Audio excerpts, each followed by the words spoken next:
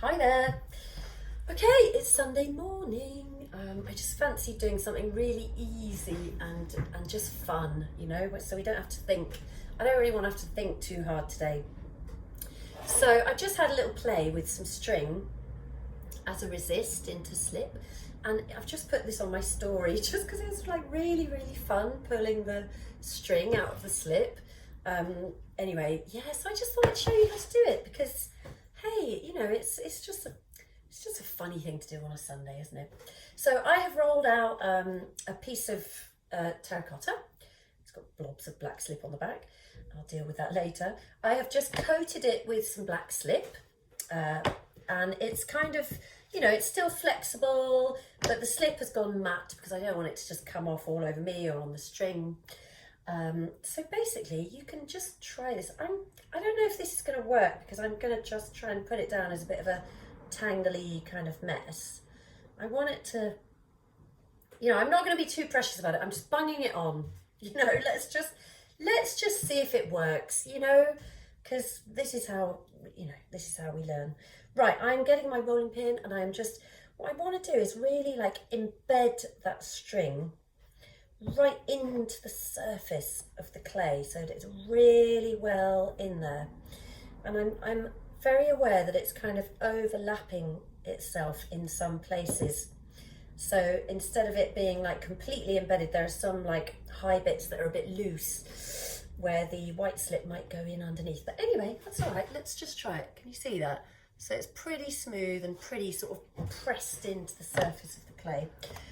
Okay, let's get some white slip over the top of that. So I'm just going to quite gently, actually I need to get that brush really jammed into the slip there. Let's just kind of get that over the top. The bits that are really embedded, they're going to work really well. And the other bits, the slip might kind of creep underneath a bit, but I think there'll be enough of it that's kind of pressed into the clay for it to work, And I'm not doing it sort of in lines. I'm trying to keep it quite painterly and random. I'm just going to dry that off a little bit with my hot air gun. All my hot air guns keep breaking. I've been through so many. I'm almost at the point now where I want to use just a plumber's torch, a gas torch to dry my stuff out with. Because I think, I hate buying electrical stuff and then for it to just break and then you just got to chuck it because you can't fix stuff like this. It's really, God, I can't fix it. I don't know how you can fix it. But this is my last hot air gun, and I've tried lots of different brands, and this one I was thinking, God, I'll have to buy another one like this. But I don't even know where I got it. I think somebody gave it to me, and there's no branding on it. There is a number. Maybe I could Google it. Let's see. Anyway, and always if you do use hot air guns, you must always put them down that way up so the heat can escape out of the end, and that stays hot for ages after it's switched off. So you have to be super careful. Actually, I got myself a really nasty burn off one of those once. Okay, I'm going to give this another coat of white. Yeah, I got a huge burn on the inside of my elbow because I just reached across, and the hot air gun was still boiling hot, even though it was obviously switched off. And it was really nasty, so you have to be quite careful with them. Anyway, I'm going to use it again. Let's just give that, lead is jumping my camera. Give it one more blast off. And also it's gone on quite uneven. So let's just see how it comes off. I think if you do it and it doesn't, and the string doesn't overlap itself, it would be better. It would be easier, it would dry better, because you wouldn't have great big lumps for the slip to go up against. So it would go on a bit more easily. Okay. Right, so there's still some slip that's a little bit wet there, but I'm just going to take it out because this is the bit I love. I'm like a kid, let me have a look. How can I get that? Actually, I'm going to take this bit from the side. And I am just going to pull that out. Oh, that is very satisfying.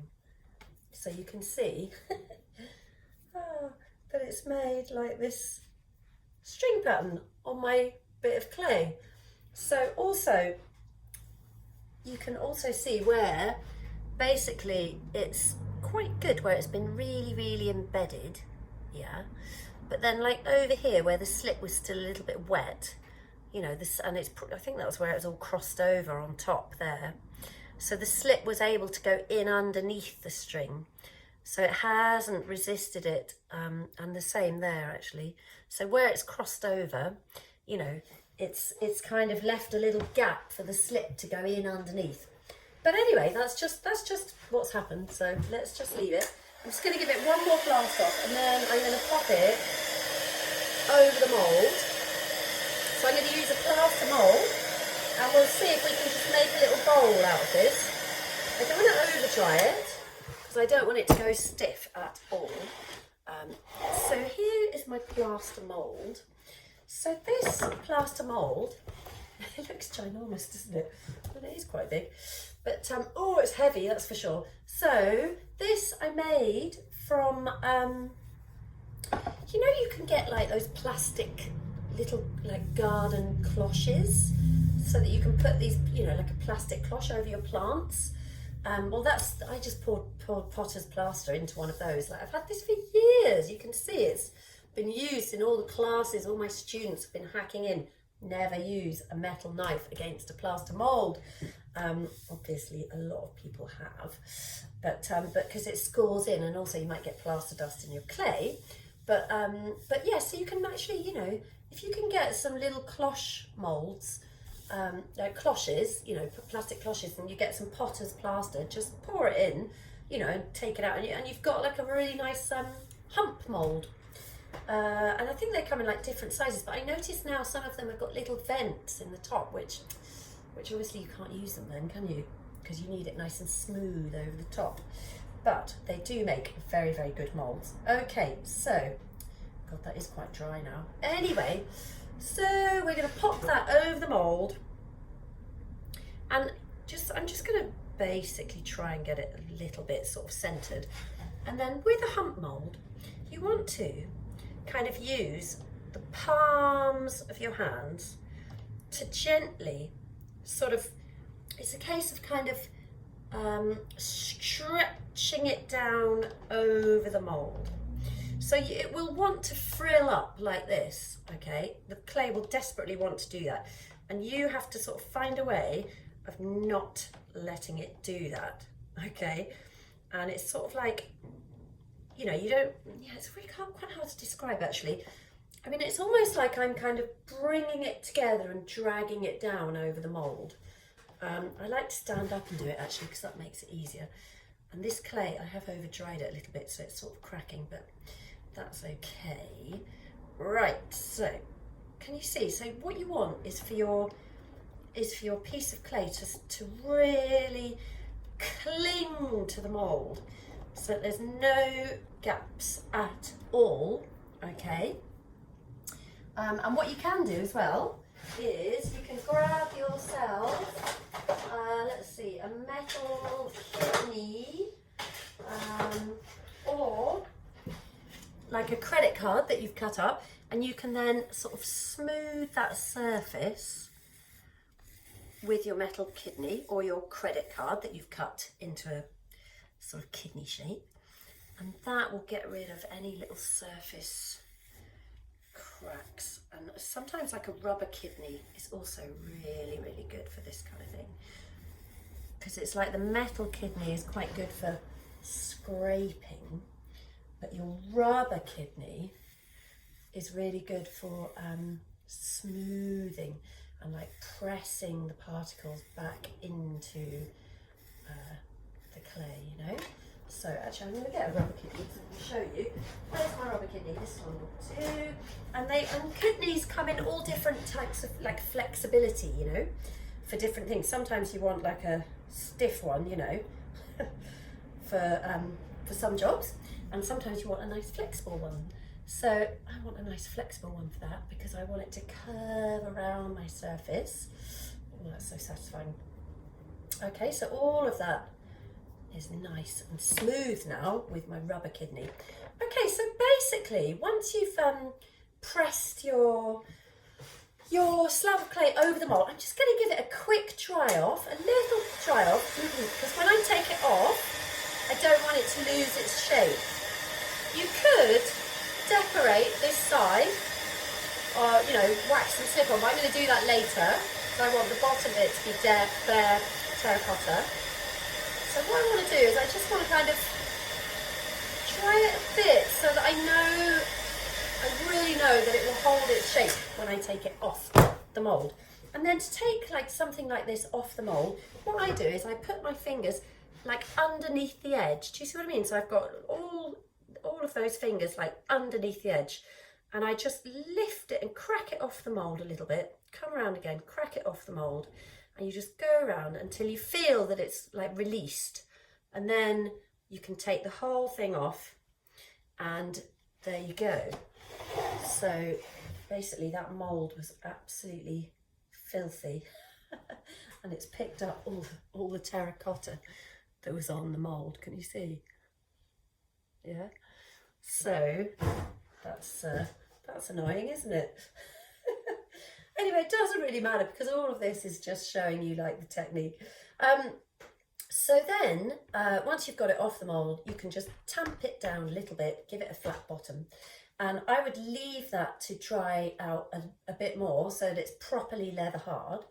And then I'm going to, get the surface sorted out with my surf form. Let me just move that a minute and I'll show you what I mean.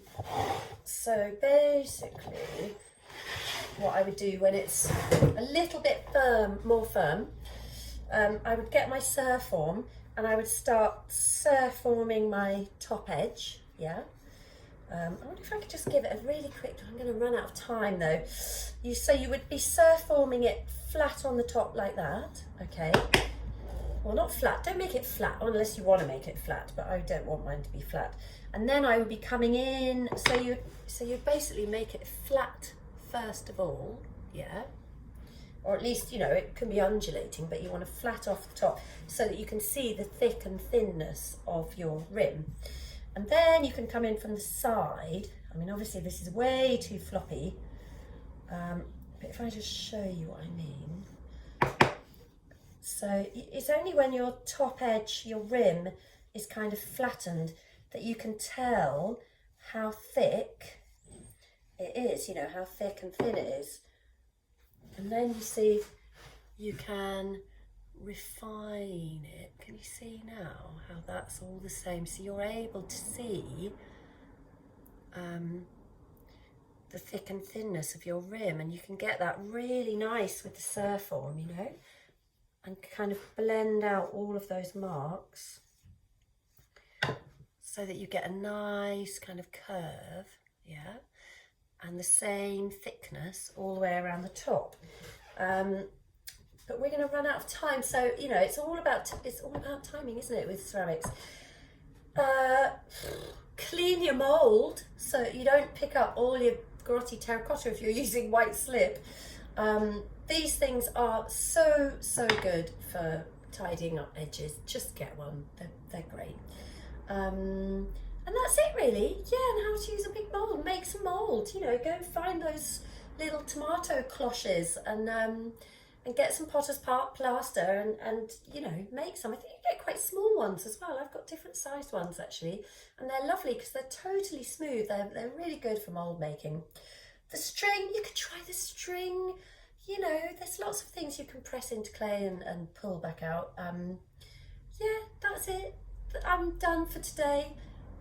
Happy Sunday, and I will see you soon. Bye.